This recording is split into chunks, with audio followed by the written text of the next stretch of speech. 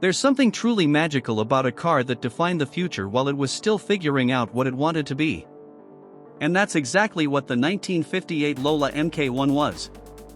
Born in a time of radical innovation and motorsport experimentation, this featherweight British sports car helped lay the foundation for a racing dynasty that would dominate circuits around the world. And today, we're diving into the story, the machine, and the legend of the Lola Mk1, right here on Heavy Duty. Let's rewind the clock to the late 1950s. Post-war Britain was a hotbed of motorsport engineering brilliance. In sheds, garages, and tiny workshops across the country, a new generation of designers was rewriting the rules of speed. Among them was a young Eric Broadley, a visionary engineer and former architect who dared to challenge convention.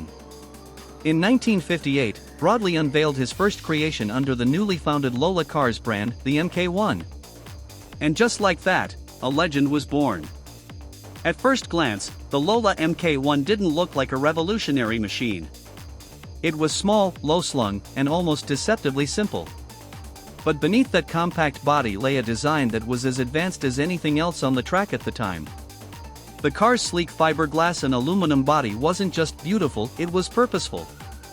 It wrapped tightly around the chassis, minimizing frontal area, reducing drag, and keeping weight to an absolute minimum. The entire car weighed in at just around 1,000 pounds. That's lighter than a modern-day subcompact hatchback's front seats. Inside the Mk1, things were stripped back to the bare essentials. There were no frills, no distractions.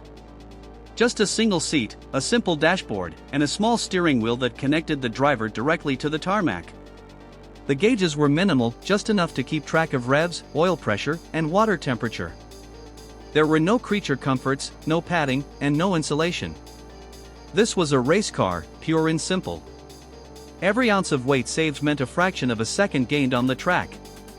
But it's under the skin where the Lola Mk1 really came to life. Powering this little rocket were a variety of small displacement engines, most commonly the Coventry Climax FWA or FWB inline-4 powerplants that had earned a solid reputation for reliability and performance.